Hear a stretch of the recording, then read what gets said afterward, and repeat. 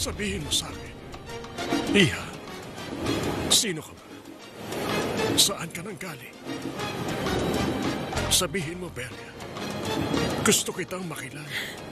Hindi ko maaaring sabihin sa iyo kung nasan si Marimar. Huwag niyo sumingin, hindi niyo alam, Padre. Maaaring alam ko.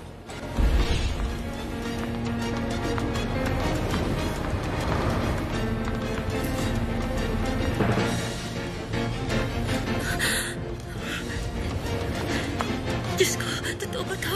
Nandito ang asawa ko.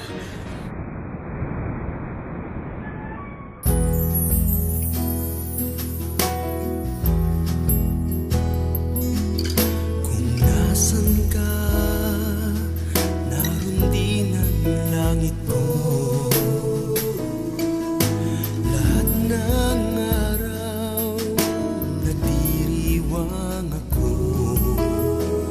Dito sa aking puso, ang ating paraiso,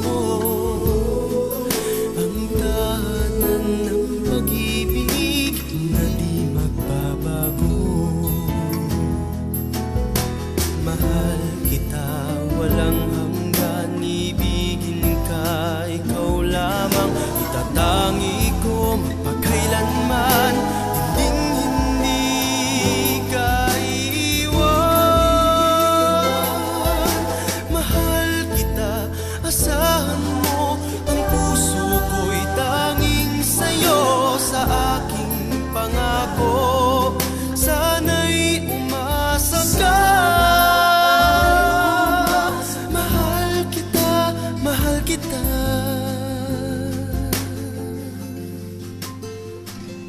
Wala na iba.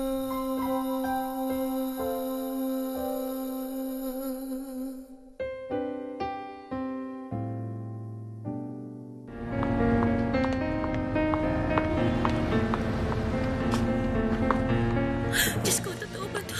Nandito ang asawa ko. Tingnan mo, seryo. Di ba parang may kamukha siyang kakilala natin?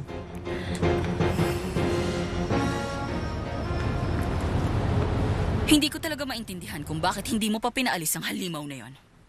Meron bang ginawa si Esteban?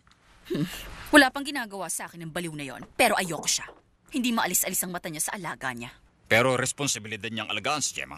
Bakit ba ganun kahalaga sa kanya ang babaeng yon? Hindi naman sila magkaano-ano. Walang nasasaktan sa ginagawa niya. Sa palagay ko, in love siya kay Gemma. No, Brenda. Malungkot si Esteban dahil mag-isa siya noon. Kailangan niya ng pagmamahal at nakuha naman niya ang pagmamahal na yun mula sa batang alaga niya. Mahal ko, hindi na siya isang bata. Dalaga na siya, Bernardo. Hindi, ikaw ang dalaga, Brenda.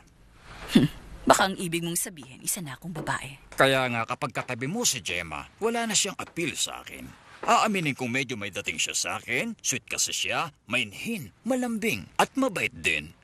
Bukod doon, masunurin din siya sa mga amo niya. Nagpapanggap lang siya na inosente. Naniniwala akong inosente pa si Gemma.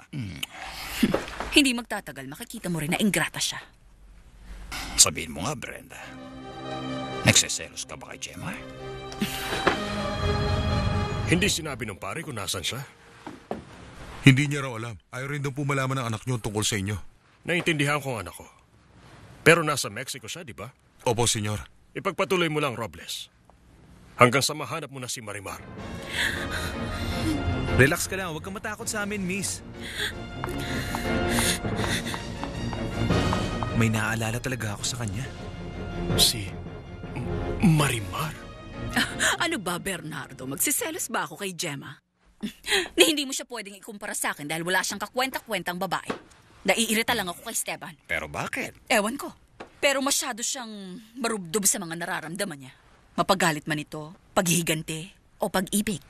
Wala akong ibang nakikita kay Esteban kundi malungkot siya. Pues ayoko siyang maging kaibigan. Mas lalo nang maging kaaway. Kung ayaw mo magkaproblema sa kanya, pabayaan mo si Gemma. Kung gusto mo siya magalit, si Gemma ang sagot dyan. Yan lang masasabi ko sa iyo, Brenda.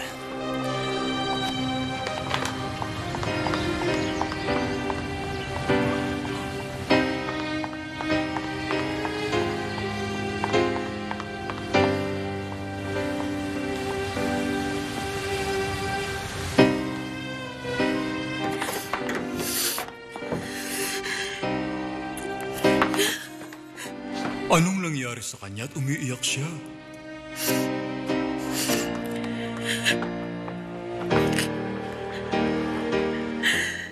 Siya yun, Pulgoso. Siya yun. Si Seri yun. Nandun siya sa kotse. Nandun siya sa kalye malapit sa bahay paupahan ni Aling Josefina. Alam ko. Siya yun. Si Seri yung nakita ko. Ibig lang sabihin, hindi ka pala namalikmata noon.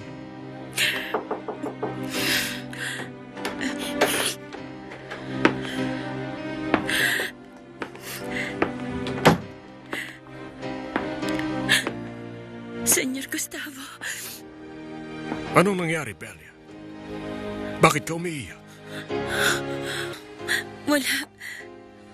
Wala po, Don Gustavo. Kasi hindi ko nga rin alam kung bakit ako umiiyak. Baliw na siguro ako. Ano ba talaga ang dahilan? Hindi ko rin po talaga alam eh. Baka naman may sakit ka. Wala po. Paano kita matutulungan, Belia? Kung di mo sasabihin sa akin. Walang makakatulong sa akin. Wala. Magtiwala ka sa akin, Iha. Gusto lang kitang tulungan dahil ayoko nakikita kang nahihirapan at nasasaktan. Salamat, Don Gustavo. Salamat. Sabihin mo, ano ba nangyari? May nakapagsalita ba na masakit sa'yo? Wala. Oo, sige, Iha. Kung bubuti ang pakiramdam mo pagkatapos mong umiyak, sige, umiyak ka lang. Darating ang araw na magtitiwala ka rin sa akin.